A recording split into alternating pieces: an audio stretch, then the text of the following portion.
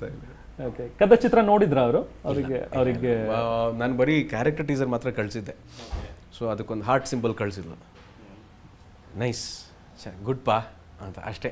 ನಾನು ಇಷ್ಟು ದೊಡ್ಡ ಪ್ಯಾರಾಗ್ರಾಫ್ ಮೆಸೇಜ್ ಹಾಕಿದ್ರು ಆ ಕಡೆಯಿಂದ ಬರೋ ರಿಪ್ಲೈ ಏನು ಗೊತ್ತಾ, ಕೆ ಇಲ್ಲ ಎಸ್, ಇಲ್ಲ ತುಂಬ ಒಳ್ಳೆ ಮೂಡಲಿದ್ರೆ ಓಕೆ, ಆ ಥರ.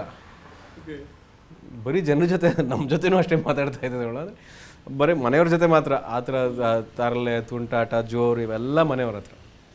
ಓಕೆ, ಸೊ ಎಲ್ಲೋ ಒಂದು ಪಾಯಿಂಟ್ ಆಫ್ ಟೈಮಲ್ಲಿ ಯಾವತ್ತಾದರೂ ವಿಜಯ್ ಇತ್ತೀಚಿನ ದಿನಗಳಲ್ಲಿ ನಾನು ಯಾಕಾದರೂ ಹೋಗಕ್ಕೆ ಬಿಟ್ನಾ ಅನ್ನುವಂಥ ಒಂದು ಗಿಲ್ಟ್ ಕಾಡಿದ್ದುಂಟಾ ವಿಜಯ್ಗೆ? ಡೆಫಿನೆಟ್ಲಿ, ಎವ್ರಿ ಟೈಮ್ ಅನ್ಸುತ್ತೆ.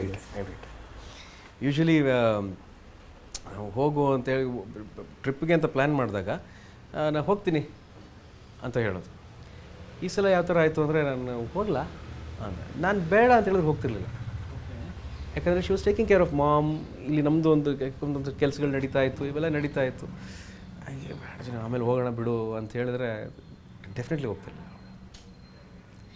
ಸೊ ಇವೆಲ್ಲ ಏನಾಗಿದೆ, ಓಕೆ ಇದು ಹಿಂದೆ ಆಗಿರೋದು, ಇವಾಗ ಏನು ಅನ್ನೋ ಪ್ರಶ್ನೆ ಬರುತ್ತೆ. That is when I get Har picture in my mind. That is, ನಾನೇನು ಕಣ್ಣು ಮುಚ್ಕೊಂಡು ಅವಳನ್ನ ನೋಡಬೇಕಾಗಿಲ್ಲ, ಎಲ್ಲಾದರೂ ನನಗೆ ಅದು ಕಾನ್ಷಿಯಸ್ ಇರುತ್ತೆ. ಪ್ರತಿಯೊಂದು ಏರಿಳಿತ ಉಸಿರಿನಲ್ಲೂ ಕೂಡ ಐ ಥಿಂಕ್ ಸ್ಪಂದನೆ.